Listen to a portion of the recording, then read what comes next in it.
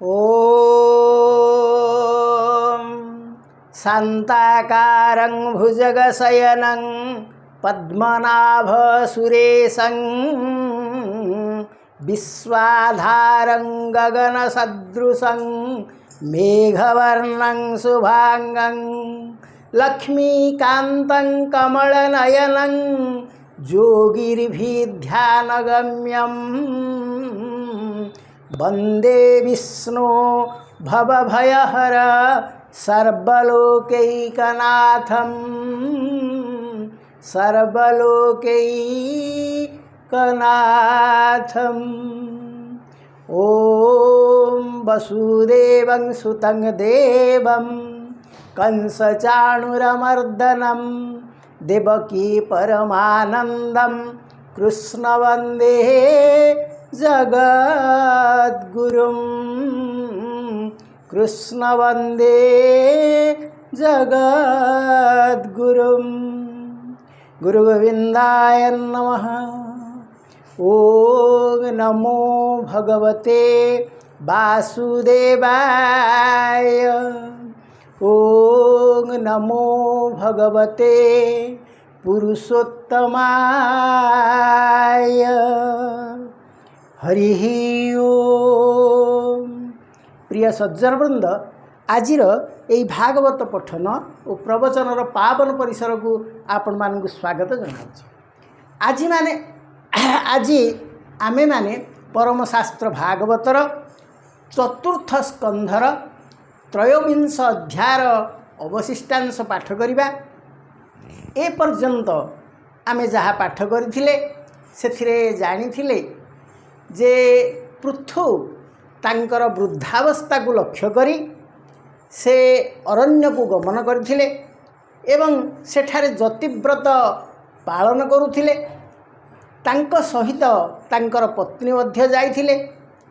तेबे जेतेबेले पृथु तांकर शरीर को त्याग कले सेतेबेले तांकर पत्नी मध्य तांकर अनुगामिनी हेले एवं तांको सहित से समयर परंपरा मानी से तांकर चिताग्नि रे निजे झास देइथिले। अवश्य ताहा आजिकाली एक कुसंस्कार भाव में ग्रहण करा जाउची, किंतु से समय से भली थिला। तापर भी महाराणी जेहेतु स्वामी सहित बाहरी आसीथिले जंगल को एवं जतिव्रत नेबे बोली निष्पत्ति नहीं सारी, तेणु से तो आ स्वगृह को प्रत्यावर्तन करि पारि न थांते बा एकाकी ए बनानी मध्यरे से कालातिपात करिबा तांको पई संभव होई न थांदा। तेणु से समयर परंपरा अनुसार चिताग्नि रे झास देले, जहा आजिकाली आदौ करणीय नुहे। ताहेले भागवतकार से समयर कथा को से लिखिछन्ति। तापरे सेमानंकर आगमन को स्वर्गपुरवासी अति आनंदर सहित उत्फुल्लित भाव तांको अपेक्षा करथिले स्वागत करिबा पाई। कारण पृथु होउचंदी स्वयं भगवानकर से अंशावतार थिले एवं तांकर सुशासन एते सुंदर थिला। तांकर प्रजानुरंजन कार्य एते भल थिला जहा द्वारा देवता माने मध्य तांको प्रशंसा करुथिले। तेणु पृथु एवं अर्ची उभय स्वर्गलोक आसी पहुँची गले। तेबे यही कथा को मैत्रेय बुझौचंदी तांकर विदुर को मैत्रेय कहउचंदी जे देख पृथुंकर चरित्र एते भल चरित्र जे तांकु जे सुनंदी किभली भाव से लाभ पाती से कथा आमर भागवत वर्णित अच्छी।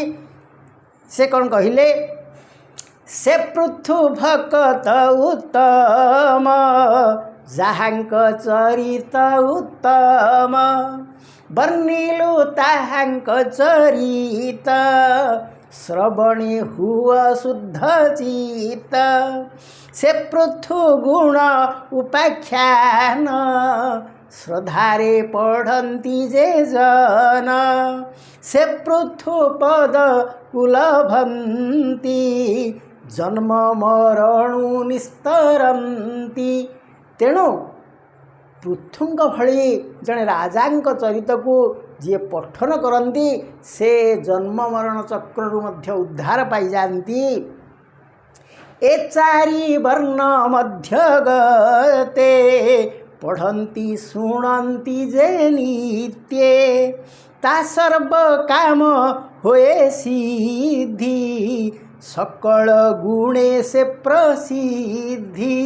ତେଣୁ ଏଠି ଭାଗବତକାର କହିଲେ ଯେ ଭାଗବତର ଅମୃତ ବାଣୀକି ଯିଏ ପ୍ରତ୍ୟହ ପଢ଼ନ୍ତି ସେ ଚାରି ବର୍ଣ୍ଣ ଭିତରେ ଯିଏ ବି ହୁଅନ୍ତୁ, ବିପ୍ର ହୁଅନ୍ତୁ, କ୍ଷତ୍ରିୟ ହୁଅନ୍ତୁ, ଶୂଦ୍ର ହୁଅନ୍ତୁ ବା ବୈଶ୍ୟ ହୁଅନ୍ତୁ, ଯିଏ ବି ହୁଅନ୍ତୁ, ଯିଏ ଭାଗବତ ପଢ଼ିବେ ସେ ନିଶ୍ଚିତ ଭାବରେ ତା'ର ଲାଭ ପାଇବେ।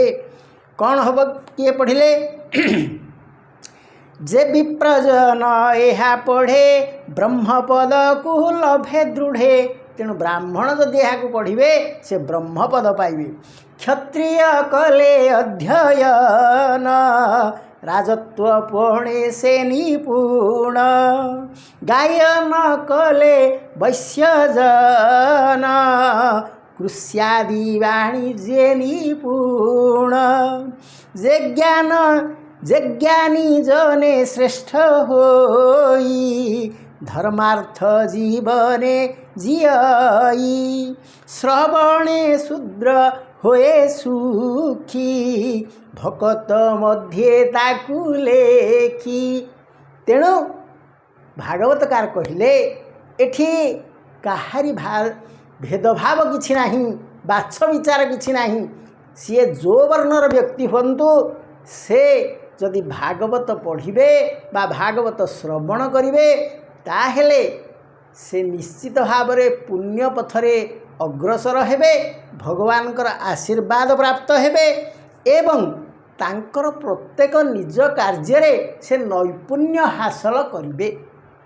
ତେଣୁ ଭାଗବତ ପଠନ ଆମର ସମସ୍ତ ଉତ୍କଳବାସୀଙ୍କ ପାଇଁ ଏହା ଗୋଟିଏ ପବିତ୍ର କାର୍ଯ୍ୟ। ତେଣୁ ଏହାକୁ ଆମେ ଗୋଟେ ସାଧାରଣ ଖାମଖିଆଲି ଭାବେ ପଢ଼ିବା କଥା ନୁହେଁ। ଏହାକୁ ନୀତି ପ୍ରତିଦିନ ଭାଗବତ ପାଠ କରିବା, ସେଥିରୁ କିଛି ଶିଖିବା, କିଛି ଲାଭ ନିଶ୍ଚୟ ପାଇବା ଏବଂ ଭଗବାନଙ୍କର ଯେଉଁ ଦିବ୍ୟ ଲୀଳା ତାକୁ ଟିକେ ହୃଦୟଙ୍ଗମ କରିବା, ତାକୁ ଟିକେ ମନରେ ଗ୍ରହଣ କରିବା। ଯେମିତି ଆମର ଜବାହରଲାଲ ନେହେରୁ କବି ରବର୍ଟ ଫ୍ରଷ୍ଟଙ୍କର ଗୋଟେ ଇଂରାଜୀ କବିତାକୁ ଓଡ଼ିଆ ଅନୁବାଦ କରି ରଖିଥିଲେ, ତାଙ୍କ ଜୀବନର ସେଇଟା ଲକ୍ଷ୍ୟ ବୋଲି ରଖିଥିଲେ। ଠିକ୍ ସେହିପରି ଭାବରେ ଆମେମାନେ ମଧ୍ୟ ପ୍ରତ୍ୟହ ଭାଗବତ ପାଠ କରିବା ଏଭଳି ଗୋଟେ ଜୀବନରେ ଶପଥ ନେବା ଉଚିତ। ତେବେ ଜବାହରଲାଲ ନେହେରୁ କ'ଣ ଲେଖିଥିଲେ? ସୁନ୍ଦର ଯେତିକି ଅନ୍ଧାର ସେତିକି ଏହି ଯେ ଗହନ ବନ ତେଣୁ ତୁ ଆପଣା ସଂକଳ୍ପେ ଅଟଳ ରହରେ ମନ ଆଗରେ ପଡ଼ିଛି ପଥ ବହୁ ଦୂର ଆହୁରି କେତେ ଯେ ବାକି ଚାଲିବି ନ ପଡ଼ିବି ଥକି ମୁଦିବା ଗରୁ ଆଖି। ତେଣୁ ସେ କହୁଛନ୍ତି ଏ ସଂସାର ହେଉଛି ସୁନ୍ଦର ଯେତିକି ଅନ୍ଧାର ସେତିକି, ଅର୍ଥାତ୍ ଏଠି ଦୁଃଖ ଯେତିକି ସୁଖ ମଧ୍ୟ ଅଛି ସେତିକି। କିନ୍ତୁ ଆମେ ଯଦି ଗୁଡ଼ିଏ ଅପକର୍ମ କରିଯିବା ତାହେଲେ ଦୁଃଖ ପଟକୁ ଚାଲିଯିବା ଏବଂ ଦୁଃଖ ଭୋଗ କରିବା। କିନ୍ତୁ ଯଦି କିଛି ସତ୍କର୍ମ କରିବା ତାହେଲେ ଆଲୋକ ପଟକୁ ଚାଲିଯିବା ଏବଂ ସେଠି ଆଲୋକ ଦେଖିବାକୁ ପାଇବା ଏବଂ ସୁକର୍ମର ଫଳ ପାଇବା। ତେଣୁ ସୁନ୍ଦର ଯେତିକି ଅନ୍ଧାର ସେତିକି ଏହି ଯେ ଗହନ ବନ, ଏ ପୃଥିବୀ ହେଉଛି ଗୋଟିଏ ଗହନ ବନ। ତେଣୁ ତୁ ଆପଣା ସଂକଳ୍ପ ଅଚଳ ରହରେ ମନ। ତେଣୁ ରେ ମନ ତୁ ଏଠି ଟିକେ ସଂକଳ୍ପ କର, ଟିକେ ଶପଥ କର। କାହିଁକି ନା ଆମ ଆଗକୁ ଆହୁରି ବହୁତ ବାଟ ଅଛି, ଆମେ ଚାଲିବାକୁ ପଡ଼ିବ ଏବଂ ଚାଲିଲା ବେଳେ ଯେମିତି ଆମେ ଝୁଣ୍ଟି ନ ପଡ଼ିବା, ଚାଲିଲା ବେଳେ ଯେମିତି ଖଣ୍ଡିଆ ଖାବରା ହେଇଯିବାନି ବା ଚାଲିଲା ବେଳେ କାହାରି ଆକ୍ରମଣର ଶିକାର ହେବାନି, କେହି ଆମ ମନରେ ଦୁଃଖ ଦେବନି, କେହି କଷ୍ଟ ଦେବନି, ଏଭଳି ଭାବରେ ଆମର ଚାଲିଟା ଟିକେ ହେଉ ଏବଂ ଚାଲିବି ନ ପଡ଼ିବି ଥକି କେହି ଆମକୁ ଥକେଇ ନ ଦେଉ ମୁଦିବା ଆଗରୁ ଆଖି।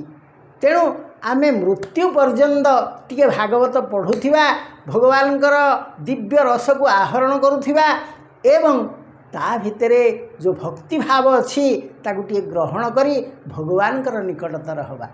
ତେଣୁ ଏଠି ଭାଗବତକାର ପରିଷ୍କାର କହୁଛନ୍ତି ଯେ କାହାରି ବାଛ ବିଚାର ନାହିଁ, ଭାଗବତ ସମସ୍ତେ ପଢ଼ିପାରିବେ ଏବଂ ପ୍ରତ୍ୟହ ପଢ଼ିପାରିବେ। ତେଣୁ ଆମେମାନେ ଭାଗବତ ପଠନ ବା ଶ୍ରବଣରେ କେବେ ହେଲେ ଅବହେଳା କରିବା ନାହିଁ। କାରଣ ଏଇ ଭାଗବତ ଆମକୁ ଶିଖେଇଥାଏ ଜୀବନ ଜୀଇବାର କଳା। କାରଣ ଜୀବନ ଜୀଇବାର କଳା ଅନ୍ୟ ଶାସ୍ତ୍ରରେ ନାହିଁ। ସେ ଶାସ୍ତ୍ରମାନଙ୍କରେ ଗଣିତ ସେ ବୁଝେଇ ଦେଉଛି କେମିତି ମିଶାଣ ହେବ, ଫେଡ଼ାଣ ହେବ, ଗୁଣନ ହେବ ବା ହୋଲ୍ ସ୍କୋୟାର ବାହାରିବ ବା ରୁଟ୍ ଓଭର ବାହାରିବ ବା ବିଭିନ୍ନ ପ୍ରକାର କେମିଷ୍ଟ୍ରି, ବାୟୋଲୋଜି ଏସବୁ ବିଭିନ୍ନ କଥା ବୁଝାଉଛନ୍ତି। କିନ୍ତୁ ଭାଗବତ ସେମାନେ କେହି ଜୀବନ ଜୀଇବାର କଳା ଶିଖାଇ ପାରୁନାହାନ୍ତି। ଭାଗବତ ଶିଖାନ୍ତି କେମିତି ଆମେ ଚଳିବା ଏ ସଂସାରରେ। ତାହେଲେ ସେଇଥିପାଇଁ ପୃଥୁଙ୍ଗ ଚରିତ କୁହାଗଲା ଯେ ଜଣେ ଶାସକ କିଭଳି ଭାବରେ ପବିତ୍ର ହୃଦୟର ହେବା ଦରକାର ଏବଂ ସୁଶାସକ ହେବା ଦରକାର। ତେଣୁ ସେ ସେଇଆ କହିଲେ, ଧର୍ମାର୍ଥେ ଜୀବନ ଜିୟଇ যে জ্ঞানী জনে শ্রেষ্ঠ হই, শ্রবণে শূদ্র হয়ে সুখী, ভকত মধ্যে তাকু লেখি, ত্রিকাল শ্রবণ কীর্তন, যে নর নারী শুদ্ধ মন, সকল কামার্থ লভন্তি, ভোগান্তে বৈকুণ্ঠে বসন্তি, নির্ধন পুত্রিক জন, লভে অপত্য বহুধন, অকীর্তিমন্ত যে বাজন, শ্রবণে লভে কীর্তিমান, সে পুণ্য পৃথুর চরিত, শ্রবণে মূর্খ হি পণ্ডিত, যে অনুদিনে অধ্যয়ন্তি, অশুভ কর্ম বিনাশন্তি। ତେଣୁ ପୃଥୁଙ୍ଗ ଚରିତ ବା ଭାଗବତର ପ୍ରତ୍ୟେକ ବିଷୟବସ୍ତୁ ଯେଉଁମାନେ ପାଠ କରନ୍ତି ସେମାନେ ଯଦି ଅକୀର୍ତ୍ତିମନ୍ତ ହୋଇଥାନ୍ତି ତାହେଲେ ସେମାନେ କୀର୍ତ୍ତିମନ୍ତ ହୁଅନ୍ତି। ବା ଯଦି କେହି ଜଣେ ଏହାକୁ ପଠନ କରେ, ଯଦି ତା'ର ଜ୍ଞାନ ଥାଏ ତାହେଲେ ସେ ଜ୍ଞାନୀ ମଧ୍ୟ ହୋଇପାରେ। ଯଶ ଆୟୁଷ ଧନ ତାର, ଶ୍ରବଣେ ବଢ଼େ ନିରନ୍ତର, ଅପରେ ଧର୍ମ ଅର୍ଥ ଚାରି, ଲଭନ୍ତି ତ୍ରିତାପ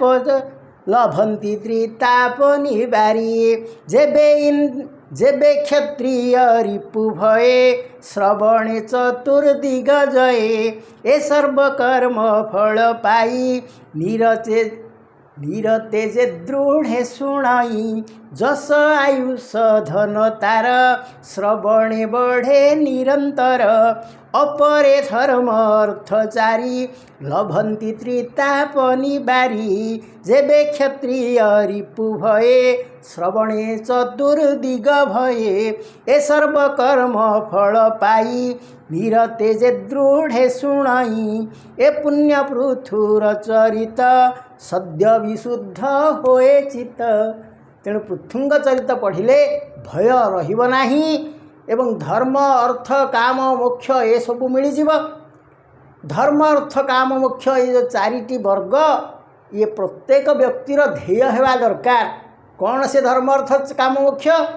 ନା ଆପଣ ଯେଉଁ ଅର୍ଥ ଅର୍ଜନ କରିବେ ତାହା ଧର୍ମ ଭାବରେ ଧାର୍ମିକ ଭାବରେ କିଛି ଅର୍ଥ ଅର୍ଜନ କରନ୍ତୁ। କାହାଠୁ ଚୋରି କରି ଅର୍ଥ ଉପାର୍ଜନ କରନ୍ତୁନି, କାହାକୁ ଠକି ନେଇ ଅର୍ଥ ଉପାର୍ଜନ କରନ୍ତୁ। ଧର୍ମ ଭାବରେ ଧାର୍ମିକ ଭାବରେ ଅର୍ଥ ଉପାର୍ଜନ କରନ୍ତୁ ଏବଂ ଆପଣଙ୍କର କାମନା ରହୁ କ'ଣ ନା ମୋକ୍ଷ ପ୍ରାପ୍ତି। ଧର୍ମ ଅର୍ଥ କାମ ମୋକ୍ଷ। ମୋକ୍ଷ କ'ଣ ନା ମୋହ ଯେଉଁଠି କ୍ଷୟ ହେଇଯାଏ, ମୋହକୁ କ୍ଷୟ କରିଦେବା, ଏତେ ମୋହ ମାୟାରେ ପଡ଼ି ରହିବା ନାହିଁ। ତେଣୁ ମୋକ୍ଷ ପ୍ରତ୍ୟେକ ବ୍ୟକ୍ତିର କାମନା ହେବା ଦରକାର। ତେଣୁ ଏଇ ହେଲା ଧର୍ମ ଅର୍ଥ କାମ ମୋକ୍ଷ।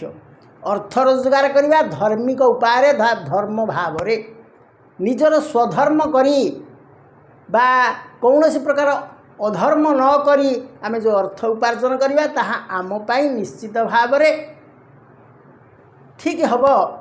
କିନ୍ତୁ ଯଦି ଆମେ ଅସତ୍ ଉପାୟରେ ଅର୍ଥ ଅର୍ଜନ କରିବା ତାହା ଏବାଟେ ଆସିବ ସେପଟେ ଚାଲିଯିବ, ତାହା ଆପଣ ଜାଣିପାରିବେ ନାହିଁ। ତେଣୁ ଏହିପରି ଭାବରେ ଧାର୍ମିକ ଉପାୟରେ ଅର୍ଥ ଉପାର୍ଜନ କରିବା ଏବଂ ଆମର କାମନା ହେବ କେବଳ ମୋକ୍ଷ ପ୍ରାପ୍ତି। ତାପରେ ସେ କ'ଣ କହିଲେ, ଲଭନ୍ତି ତ୍ରିତାପନିବାରୀ ଅପରେ ଧର୍ମ ଅର୍ଥଚାରୀ ଯେବେ କ୍ଷତ୍ରିୟ ରିପୁ ଭୟେ ଶ୍ରବଣେ ଚତୁର୍ଦିଗ ଜୟେ। ଯଦି ଜଣେ କ୍ଷତ୍ରିୟ ଶତ୍ରୁଙ୍କର ଭୟ କରୁଥିବ ବା ଶତ୍ରୁଙ୍କ ଠାରୁ ଭୟ ପାଉଥିବ, ତାହେଲେ ସେ ଯଦି ଏହାକୁ ଶ୍ରବଣ କରେ ଭଗବାନଙ୍କର ଆଶୀର୍ବାଦ ଯୁକ୍ତ ହୁଏ ଏବଂ ତା'ର ଭୟ ଦୂର ହୋଇଯାଏ, ସେ ରିପୁମାନଙ୍କୁ ଜୟ କରେ। ଏ ସର୍ବକର୍ମ ଫଳ ପାଇ ନିରତେ ଯେ ଦୃଢ଼େ ଶୁଣଇ ଏ ପୁଣ୍ୟ ପୁଥୁର ଚରିତ ସଦ୍ୟ ବିଶୁଦ୍ଧ ହୋଏ ଚିତ୍ତ ପଠନ କରେ ଯେ ବା ପ୍ରାଣୀ ସୁସାଧୁ ମଧ୍ୟେ ତାକୁ ଗଣି ଶୁଣ ବିଦୁର ସାବଧାନେ ସେ ପୃଥୁ ଚରିତ ଆଖ୍ୟାନେ ଅମୃତ ରସମୟ ଗୀତ ଶ୍ରବଣେ ନିସ୍ତରେ ପତିତ ପାର୍ଥିବ ଗତି ହୋଏ ତାର ସ୍ୱର୍ଗାପବର୍ଗ ରୋହେ ଦୂର ଏ ମୋହ ସଂସାର ତାରଣେ ଅନ୍ୟଥା ନାହିଁ ଉଦ୍ଧାରଣେ। ଚତୁର୍ଥ ସ୍କନ୍ଧେ ଭାଗବତ ତ୍ରିବିଂଶ ଅଧ୍ୟାୟ ଚରିତ ମୈତ୍ରେୟ ବିଦୁର ସମ୍ବାଦ ଶ୍ରବଣେ ଖଣ୍ଡଇ ବିପଦ। ତେଣୁ ଚତୁର୍ଥ ସ୍କନ୍ଧରେ ଯେଉଁ ମୈତ୍ରେୟ ଆଉ ବିଦୁରଙ୍କର ଯେଉଁ କଥୋପକଥନ ଅଛି ତାକୁ ଆମେ ଯଦି ପଠନ କରିବା ବା ତାକୁ ଯଦି ଶ୍ରବଣ କରିବା ତାହେଲେ ସମସ୍ତ ବିପଦ ଦୂର ହେବ। ଶୁଣନ୍ତେ ତୁଟେ ଭବ ବ୍ୟାଧି ଶ୍ରବଣେ ପାପ ବନ୍ଧ ଛେଦି ହରିଚରଣେ ଆଶ୍ରେ କର ସକଳ ପାପ ହେବ ଦୂର ସୁଜନେ ଏହି ରସେ ରସ କହି ଜଗନ୍ନାଥ ଦାସ। ଇତି ଶ୍ରୀମଦ୍ଭାଗବତେ ମହାପୁରାଣେ ପାରମହଂସ୍ୟାଂ संहितायां चतुर्थ स्कन्धे पृथ्वीराज वैकुण्ठगमनं नाम त्रयोविंशाध्यायः। चतुर्विंशाध्याय।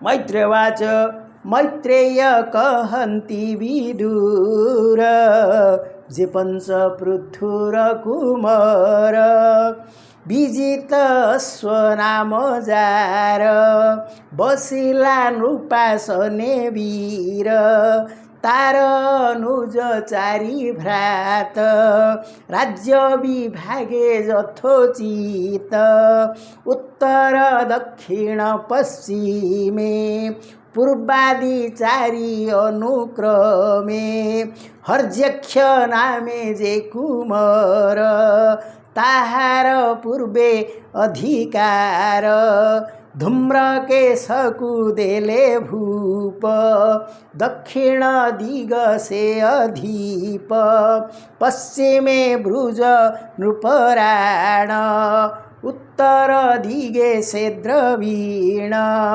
विजित स्वनाम जार से ज्येष्ठ पृथुर कुमार द्वितीय अंतर्ध्यान नाम ताहाकु देले सुरोत्तम शुणी विदुर अचंबित नमे मैत्रेय पादगत।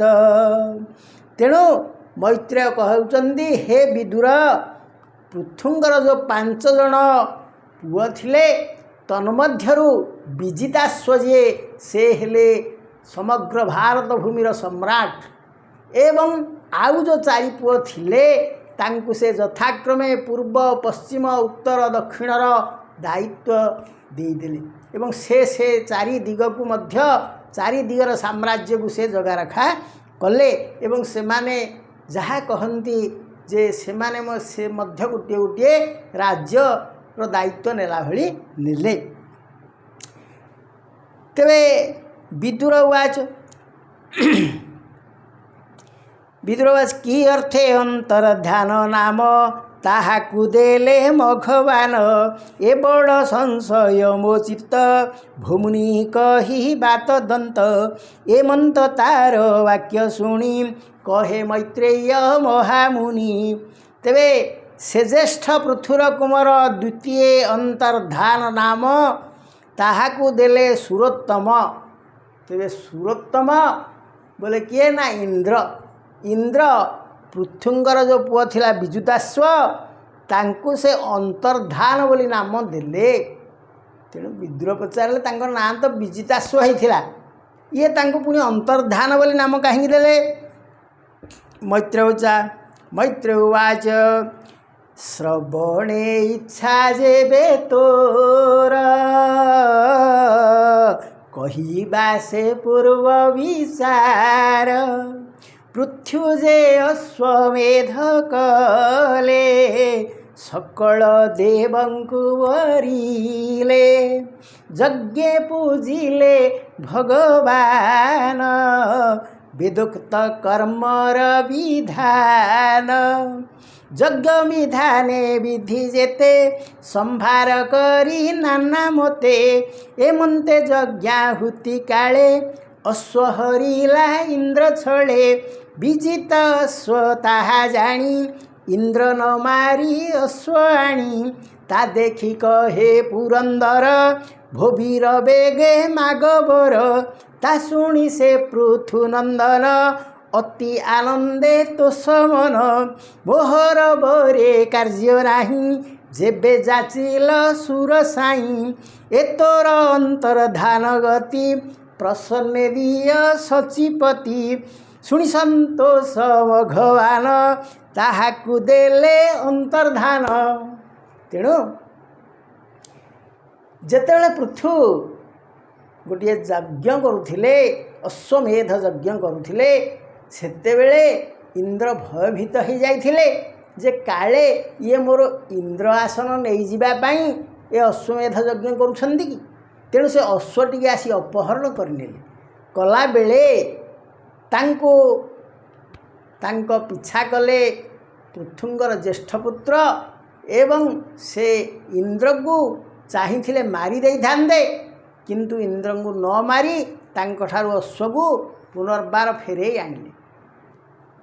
ଇନ୍ଦ୍ର କହିଲେ ତୁମେ ମୋତେ ଚାହିଁଥିଲେ କିଛି ଆଘାତ କରିପାରିଥାନ୍ତ, ଚାହିଁଥିଲେ ମୋତେ ମଧ୍ୟ ମାରି ଦେଇପାରିଥାନ୍ତ, ଯେହେତୁ ତୁମେ ଏତେ ବଡ଼ ବୀର, ତେବେ ତୁମେ ଯେହେତୁ ମୋର କୌଣସି କ୍ଷତି କଲ ନାହିଁ, ମୋତେ ଗୋଟିଏ ବର ମାଗ, ମୁଁ ତୁମକୁ ସେ ବରଟି ପ୍ରଦାନ କରିବି, ଯାହା ତୁମ ଇଚ୍ଛା ମାଗ।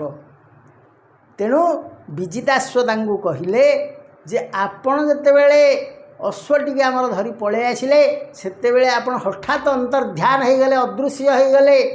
ତେଣୁ ଏ ଯେଉଁ ଅଦୃଶ୍ୟ ବିଦ୍ୟାଟି ମୋତେ ଟିକେ ଶିଖେଇ ଦିଅନ୍ତୁ। ତେଣୁ ଇନ୍ଦ୍ର ଖୁସି ହେଲେ ଏବଂ ତାଙ୍କୁ ଅନ୍ତର୍ଧ୍ୟାନ ବିଦ୍ୟାଟି ଶିଖେଇ ଦେଲେ। ତେଣୁ ତା ଅନ୍ତର୍ଧାନ ନାମ ତାହାକୁ ଦେଲେ ତେଣୁ ତା ଅନ୍ତର୍ଧାନ ନାମ ଶୁଣ ବିଦୁର ପୁଣ୍ୟତମ ସେ ବୀର ନିଜ ରାଜ୍ୟ ରାଜା ଧର୍ମେ ପାଳଇ ଜନପ୍ରଜା ତାର ଶିଖଣ୍ଡୀ ନାମେ ନାରୀ ରୂପେ କାମିନୀ ମନୋହରୀ ତାହାର ଗର୍ଭ ନୃପ ବୀର୍ଯ୍ୟେ ପୁତ୍ରେ ଜନ୍ମିଲେ ମହାତେଜେ ପାବକ ପଗ ମାନ ସୂଚି ତେଜ ଶରୀର ଶୁଭ୍ର ରୁଚି ଅଗ୍ନି ଯେ ବଶିଷ୍ଠ ସାପରୁ ଜନ୍ମିଲେ ଏତି ନିଜ ଗରୁ।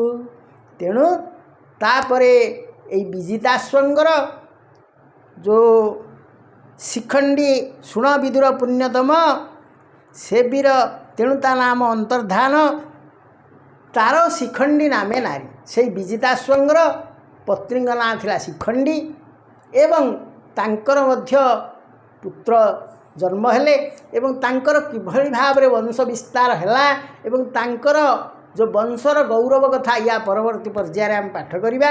ତାହେଲେ ଆଜି ଆମେ ଭାଗବତକୁ ଏଇଠି ବିଶ୍ରାମ ଦେବା।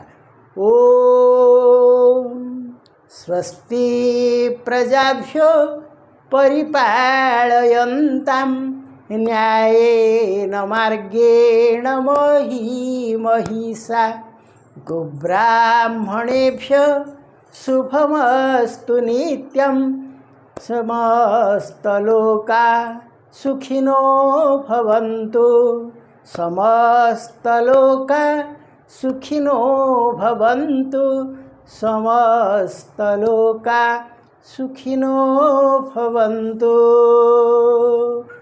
ଓମ୍ ଶାନ୍ତି ଶାନ୍ତି ଶାନ୍ତି।